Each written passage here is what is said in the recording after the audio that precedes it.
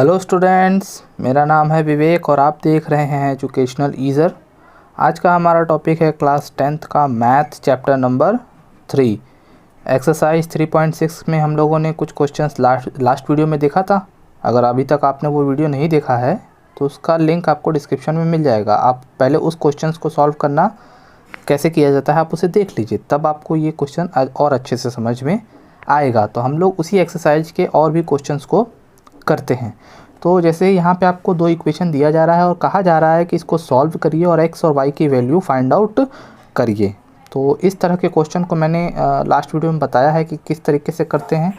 यहाँ ऑब्ज़र्व करते हैं कि क्या चीज़ें सेम हैं, ठीक है। उसको हम लोग कुछ और सपोज़ कर लेते हैं, लेट कर लेते हैं। तो यहाँ पे आप क्या लेट कर सकते हो, 1/3x प्लस वाई को आप a सपोज़ कर लो और 1/3x माइनस वाई को b, क्योंकि दोनों में यही चीज़ सेम है ना। यहाँ पे 1/3x प्लस वाई, यहाँ पे भी 1/3x प्लस वाई, तो इसको मैंने a सपोज़ कर लिया। और यहाँ पे 1/3x माइनस वाई और 1/3x माइनस वाई को b सपोज़ कर लिया। तो अगर आपने ऐसा सपोज़ किया है तो यहाँ पे आप क्या लिख सकते हो, a लिख सकते हो और प्लस यहाँ पे क्या लिख सकते हो, b लिख सकते हो। इस इक्वल टू कितना हो जाएगा, 3/4।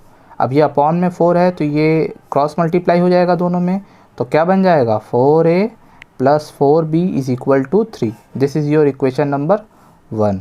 सेम एज सेकेंड इक्वेशन में करेंगे। सेकेंड इक्वेशन में भी आप वैल्यू पुट कर दीजिए। तो यहाँ पे क्या हो जाएगा, a/2, क्योंकि इसकी जगह पर आपने a रखा है तो a/2 हो जाएगा। कितना हो जाएगा बच्चों, a/2। और यहाँ पे क्या हो जाएगा, माइनस, बीच में माइनस है तो यहाँ माइनस रहेगा, माइनस b/2। क्लियर है, आपको क्लियर हो रहा होगा। यहाँ -8 1/8, ठीक, कोई दिक्कत नहीं है इसमें। अब यहाँ पे आप एलसीएम ले लो, क्या ले लो, एलसीएम ले लो। तो ये 2 आ जाएगा और यहाँ पर क्या आ गया, a माइनस b, क्योंकि 2 से 2 में डिवाइड हुआ 1, 1 से a में मल्टीप्लाई किया तो a आ गया। 2 से 2 में डिवाइड किया 1, 1 से b में मल्टीप्लाई करोगे b आ गया, इज इक्वल टू -1/8, ठीक। तो ये 2 जब इधर जाएगा तो ये एक तरह से इससे कट जाएगा, तो यहाँ 4 आ गया और वापस से 4 का मल्टीप्लाई आप इसमें कर दो तो क्या आ गया, 4a minus 4b is equal to -1। ये इक्वेशन नंबर 2 हो गया। आप समझ पा रहे हो किस तरीके से ये दो इक्वेशन बनाए गए हैं जो कि a और b के फॉर्म में हैं। अब इन दो इक्वेशन को आप किसी भी तरीके से सॉल्व कर सकते हो। आप लोगों को 4 विधियाँ बताई गई हैं, 4 प्रोसेस बताए गए हैं कि कैसे सॉल्व किया जाता है। उस पर मैंने सेपरेट वीडियो बनाया है, उसका भी लिंक आपको, पूरी प्लेलिस्ट की लिंक आपको डिस्क्रिप्शन में मिल जाएगी, आप उसे वॉच कर सकते हैं। तो फिलहाल हम लोग यहाँ पर आते हैं, यहाँ पर दो इक्वेशन को एक साथ लिख लेते हैं। और मेरे अकॉर्डिंग जो है आपका जो सबसे इजी मेथड होता है वो होता है एलिमिनेशन मेथड, है ना। अब देखो यहाँ पे आप एलिमिनेट बड़ी आराम से कर सकते हो। एलिमिनेट कैसे किया जाता है, किसी एक टर्म को इक्वल कर दो तो वो एलिमिनेट हो सकता है। तो यहाँ पे देखो दोनों के दोनों टर्म इक्वल हैं, लेकिन एलिमिनेट तब होगा ना जब दोनों की साइन अलग अलग हो, तभी ना घटेगा और 0 हो जाएगा। यहाँ पे देखो +4 तो ये 0 तो नहीं हो सकता, लेकिन यहाँ देखो +4 -4 ये 0 हो जाएगा, तो ये कट गया। यहाँ पे कितना आया, 4 + 4 8a, कितना आया 8a। और यहाँ पे कितना आएगा 3 - 1 यानी 2, यानी a इज इक्वल टू कितना आया 2/8 इज इक्वल टू 1/4। तो आपको a की वैल्यू तो मिल गई, a की वैल्यू है 1/4। अब इस a की वैल्यू को इक्वेशन नंबर 1 में आप रख दो। तो इक्वेशन नंबर 1 क्या है बच्चों, 4a plus 4b is equal to 3। तो अब आप इसमें a की वैल्यू रखोगे तो कितना आ जाएगा, 1/4 plus 4b is equal to 3।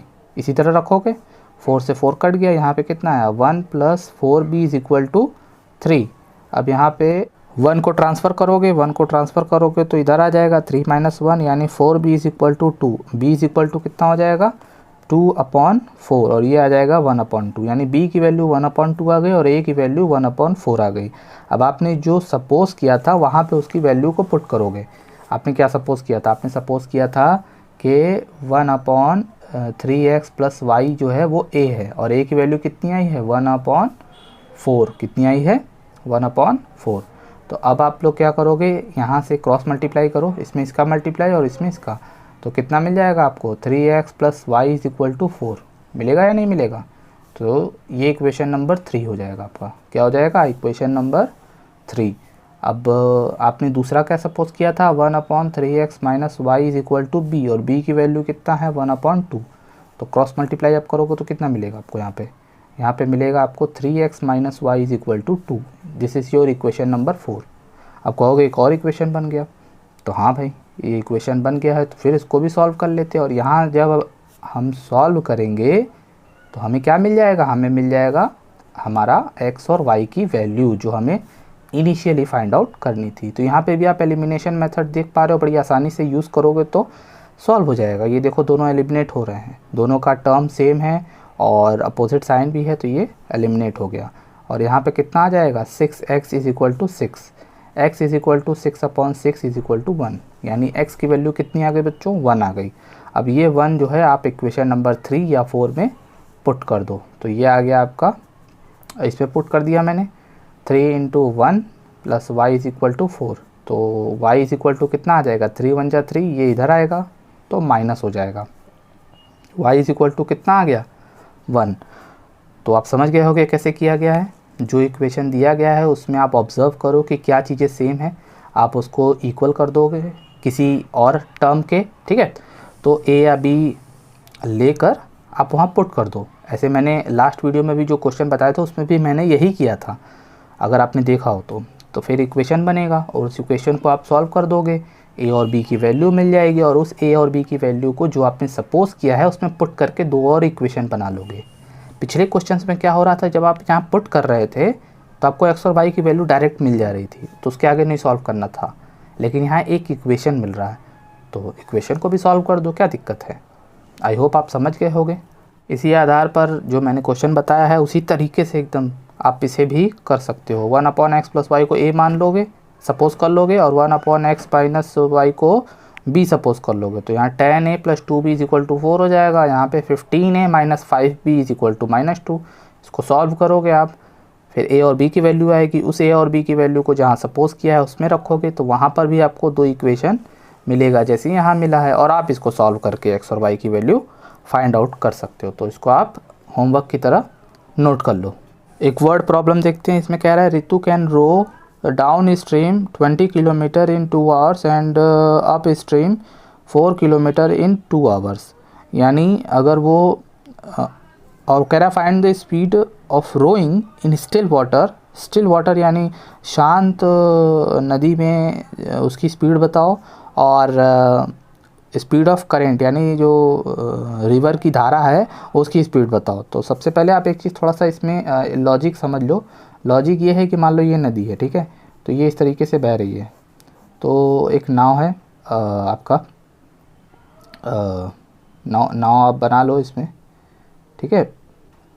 तो नाव है आपका, और नाव की स्पीड यानी बोट की स्पीड आप x सपोज कर लो, ठीक है, x, और जो स्ट्रीम है, स्ट्रीम की स्पीड आप सपोज़ कर लो y है। तो अगर आप स्ट्रीम के साथ जाओगे, यानी जिधर स्ट्रीम है उधर की ओर अगर आप तैरोगे या आगे बढ़ोगे तो आपकी स्पीड स्ट्रीम की स्पीड से ऐड हो जाएगी, है ना। जब आप डाउन स्ट्रीम जाते हो, डाउन स्ट्रीम का मतलब स्ट्रीम के साथ, धारा के साथ, तो आपकी स्पीड दोनों की ऐड हो जाएगी। आपकी स्पीड यानी नाव की स्पीड जो कि स्टिल वाटर में है, और उस समय करेंट यानी धारा जो रिवर की स्पीड है उसकी, तो वो ऐड हो जाएगा। लेकिन जब आप अगेंस्ट जाते हो, स्पीड इधर की ओर, धारा इधर की ओर बह रही है और आप बोट लेके उल्टा जाओगे तो आपकी स्पीड सब्ट्रैक्ट हो जाती है ना। आप सोचो, इमेजिन करो कि धारा के उल्टा आप जाओगे तो आपको क्या लगेगा, ज़्यादा समय लगेगा, ज़्यादा एफर्ट लगाना पड़ेगा। क्यों लगाना पड़ेगा? क्योंकि आपकी जो स्पीड है उसकी स्पीड में से वो जो रिवर की स्पीड है उसको कम कर दिया जा रहा है।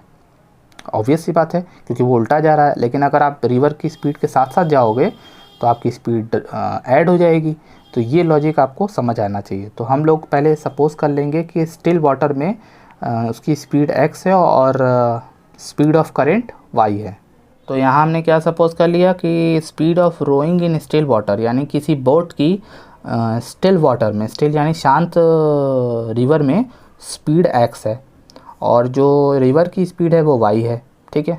अब अगर हम लोग बात करें डाउन स्ट्रीम की, तो स्पीड ऑफ बोट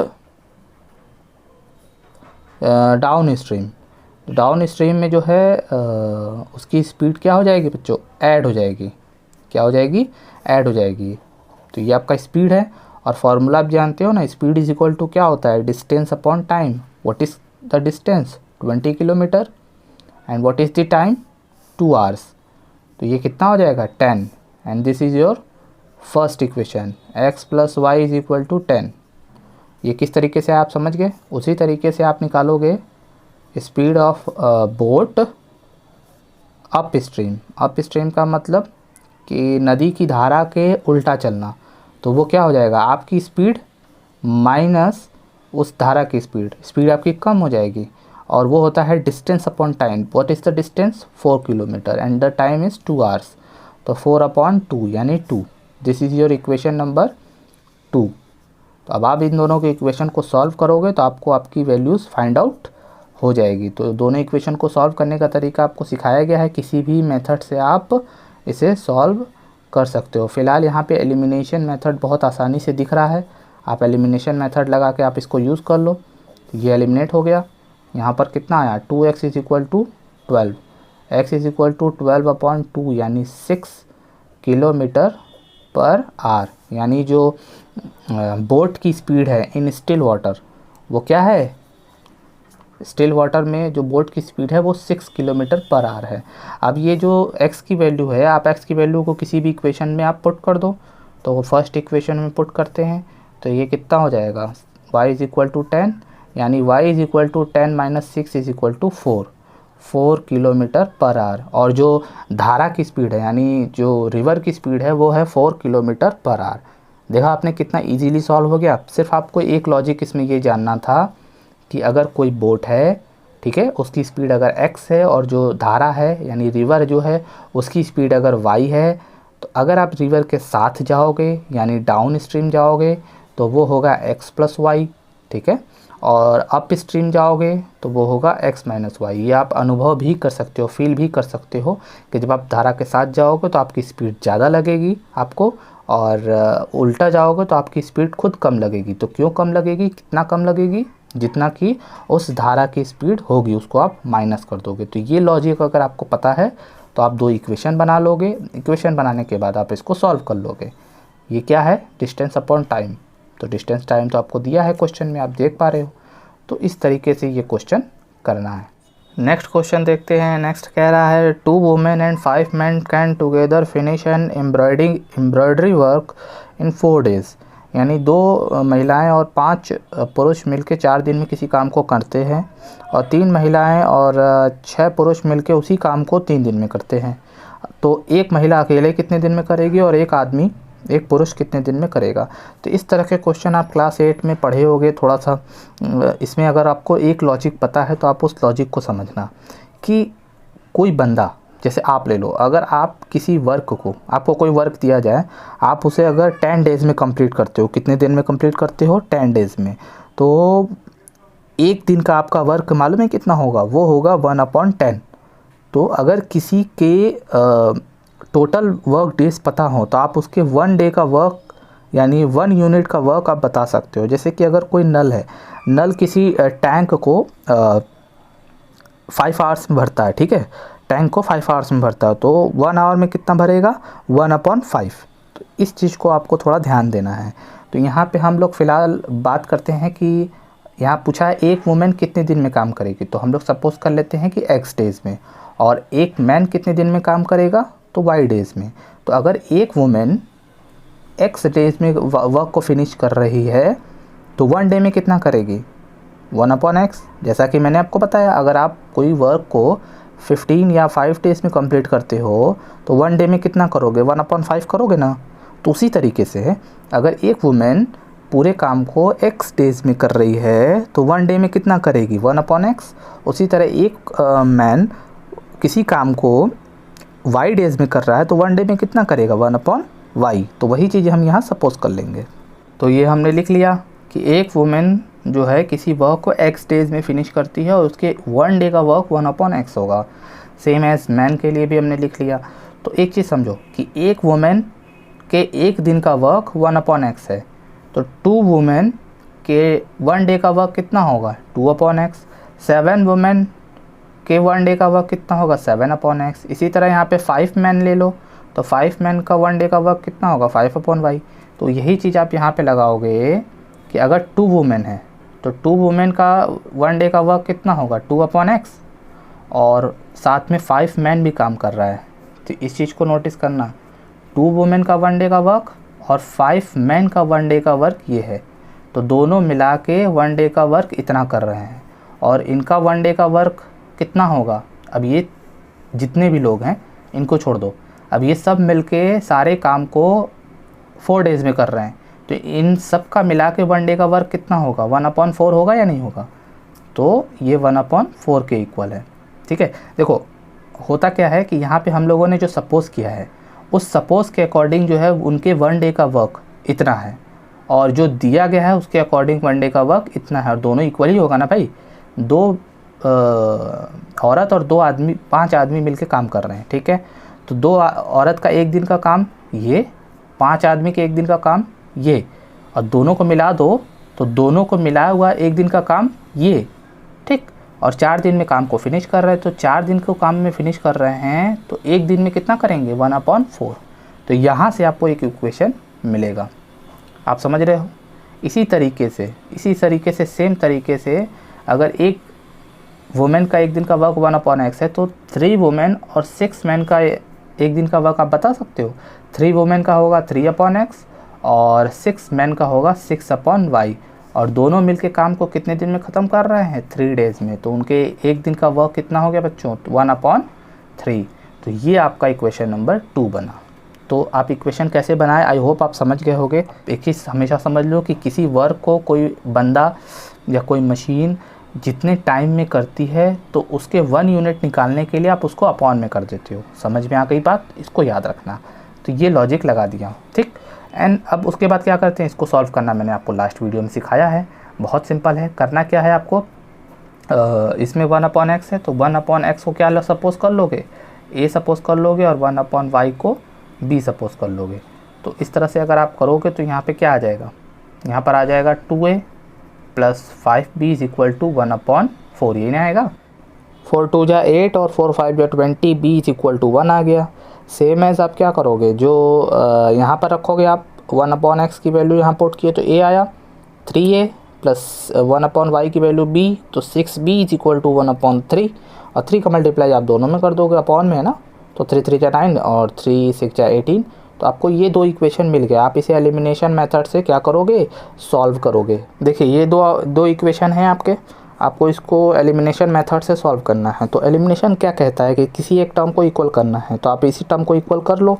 कैसे करोगे, यहाँ पर आप 9 से मल्टीप्लाई कर दो, यहाँ पे 8 से कर दो, तो 9 8 जा 72 यहाँ पर आ जाएगा, और यहाँ पे भी 9 8 जा 72 यहाँ पर भी आ जाएगा। तो यहाँ पे आप 9 से मल्टीप्लाई कर दोगे, यहाँ पे 8 से, तो 9 से सब में मल्टीप्लाई होगा तो कितना आ जाएगा, 9 8 जा 72 a + 9 2 जा 18 यानी 180, b = 9 1 जा 9, और यहाँ पे कितना आ जाएगा 9 8 जा 72 b और 18 8 जा 144 b = 8 1 जा 8। अब आपको इसको एलिमिनेट करना है, तो एलिमिनेट करना होगा तो सब्ट्रैक्ट करना पड़ेगा ना। 72 में से 72 जाएगा, माइनस होगा तब ना सब्ट्रैक्ट होगा। तो ये इस तरह से साइन आप चेंज कर दोगे। तो 180 में से 144 जाएगा तो कितना आ जाएगा 36, b = 1, तो b = कितना आ गया 1/36। अब b की वैल्यू आ गई। अब b की वैल्यू उठाकर आप कहाँ रख दोगे, किसी एक इक्वेशन में रख दो, तो आपको a की वैल्यू भी मिल जाएगी। तो आप फर्स्ट इक्वेशन में रखो, तो 1/8 क्या आ जाएगा 1/8 + 20 b = 1, तो यहाँ आ गया 8a + 20 × 1/36 = 1। 4 से काटोगे तो 4 5 जा 20 और 4 9 जा 36, तो ये आ जाएगा 8a = 1 - 5/9। अब ये कैसे आ गया, यहाँ पे है 5 1 जा 5/9, तो 5/9 को इधर लाओगे तो माइनस में आ जाएगा। और आप इसको सॉल्व करना जानते हो, एलसीएम लेके सॉल्व करोगे तो कितना आएगा 9 - 5/9, तो यहाँ पे कितना आ जाएगा 8a = 4/9। तो यहाँ से कितना आ गया 4/9, और ये 8 नीचे आ जाएगा अपॉन में, ठीक है, मल्टीप्लाई में है तो अपॉन में ही ना आएगा। तो 9 8 जा 72, तो 4/72। तो अब आप इसको काटो तो कितना आ जाएगा 1/8 18, यानी ए की वैल्यू 1/18, बी की वैल्यू 1/36। आपने 1/x को क्या सपोज किया था, ए, और ए की वैल्यू कितनी है 1/18। अब यहाँ पे क्रॉस मल्टीप्लाई करोगे तो x की वैल्यू क्या आ जाएगी 18, यानी एक औरत को काम को कितने दिन में कंप्लीट करेगी 18 दिनों में। उसी तरह आपने 1/y को b सपोज किया था और उसकी वैल्यू आई है 1/36। क्रॉस मल्टीप्लाई करोगे तो y इज इक्वल टू कितना आ जाएगा 36, यानी एक व्यक्ति काम को कितने दिन में कंप्लीट करेगा 36 डेज़ में। आई होप आप क्वेश्चन समझ गए होंगे, क्योंकि सॉल्व करना मैंने आपको प्रीवियस वीडियोज़ में सिखाया है। आप लोग लॉजिक तो समझ गए होंगे। लॉजिक शुरू में मैंने बताया कि एक दिन का काम का कितना वैल्यू होता है, ठीक है, तो उस हिसाब से आप इसको सॉल्व करोगे। नेक्स्ट क्वेश्चन है, कह रहा है Ruhi travels 300 kilometre to her home, यानी वो 300 किलोमीटर ट्रैवल कर रही है, ठीक है, कुछ दूर ट्रेन से कुछ दूर बस से। तो देखो एक चीज़ इसमें समझना, कह रहा है कि 4 घंटे लगते हैं अगर वो 60 किलोमीटर ट्रेन से चले, और रिमेनिंग का मतलब 240। भाई 300 चल रही तो 60 + 240, तो 60 ट्रेन से, रिमेनिंग बस से, यानी 240 बस से, तब 4 घंटे लगते हैं। अगर वो 100 ट्रेन से चले और 200, रिमेनिंग का मतलब 200 हुआ ना, 100 + 200 300, तो 200 बस से चले तब उसे कितने समय लगते हैं 10 मिनट ज़्यादा, यानी 4 आवर्स + 10 मिनट्स, ठीक। तो यहाँ पे आपसे पूछ रहा है स्पीड ऑफ ट्रेन एंड बस, तो आप ट्रेन और बस की स्पीड को x और y सपोज कर लोगे। ये हमने सपोज कर लिया x और y। अब देखिए फर्स्ट कंडीशन की बात करते हैं। फर्स्ट कंडीशन में वो 60 ट्रेन से चल रही है और 240 बस से, रिमेनिंग का मतलब 240 कैसे आ रहा है आपको पता चल गया ना, 300 टोटल है, तो 60 ट्रेन से चल रही है। तो अब आप एक बात बताओ, 60 ट्रेन से चल रही है और उसकी स्पीड x है, किसकी स्पीड, ट्रेन की। तो आपको जब डिस्टेंस पता है, स्पीड पता है, तो टाइम बता सकते हो। टाइम इज इक्वल टू क्या होता है, distance upon speed. What is the distance 60 and what is the speed x। तो ये आपकी टाइम है, time taken by train to travel 60 kilometre, ठीक। तो कुछ समय इसमें लग गया ट्रेन से चलने में, और वो 240 बस से चल रही है, तो 240/y, यानी डिस्टेंस अपॉन स्पीड, ये भी टाइम हो गया, यानी कुछ टाइम ट्रेन में कुछ टाइम बस में लगा, और टोटल टाइम मिलके कितना लगा आपका 4 आवर्स। कितना समय लगा 4 आवर्स। तो ये आपका इक्वेशन नंबर 1 बना। ये कैसे बना आपको समझ में आ गया। ये है एक टाइम जो कि ट्रेन से लगा, और ये भी एक टाइम है जो कि बस से लगा, और दोनों टाइम मिला के 4 आवर्स है, इसीलिए इक्वेशन नंबर 1 है। ये टाइम कैसे निकला, डिस्टेंस आपका ट्रेन से 60 है और स्पीड x है, डिस्टेंस बस से आपका 240 है और स्पीड आपका y है। उसी तरह आप अकॉर्डिंग टू क्वेश्चन हम लोग सेकंड की बात करते हैं। सेकंड सिनारियो में क्या कह रहा है कि 100 किलोमीटर ट्रेन से चल रहा है और बस से 200, रिमेनिंग का मतलब यहाँ पे 200 हुआ, ठीक है। तो 200 वो बस से चल रहा है, तो चल रही है, और वो 10 मिनट्स लॉन्गर टाइम लेती है, यानी 10 मिनट ज़्यादा लगता है उसे। तो अगर 100 वो चल रही है ट्रेन से और उसकी स्पीड x है, तो ये टाइम टेकन बाई ट्रेन होगा। और उसी तरह सेम बस से जो वो 200 चल रही है और उसका जो स्पीड है वो y है, तो ये टाइम टेकन बाई बस है। तो इन दोनों टाइम को आप ऐड करोगे तो वो 10 मिनट ज़्यादा, लॉन्गर का मतलब क्या है कि वो 4 घंटे तो ले ही रहा है, लेकिन साथ में 10 मिनट ज़्यादा, तो 4 आवर्स + 10 मिनट, मिनट है वो, तो मिनट को आवर में चेंज करने आता है आपको, तो 4/60, ये 4 आवर्स और ये 10 मिनट्स को मैंने आवर में चेंज किया, तो ये इतना समय ले रहा है। तो आप इसको थोड़ा सा सिंप्लीफाई करोगे, क्या करोगे आप, सिंप्लीफाई करोगे आप, तो यहाँ से आपको मिल जाएगा। तो ये आपका कट गया तो 1/6 आ गया, एलसीएम लोगे तो 6 4 जा 24 और 1 25/6, ये इक्वेशन नंबर 2 बना। ये दोनों इक्वेशन आपको मायने रखता है कि ये कैसे बना, यही आपका मेन क्वेश्चन है। सॉल्व करना मैंने आपको सिखाया, इस तरह के क्वेश्चन को अभी पीछे भी सिखाया।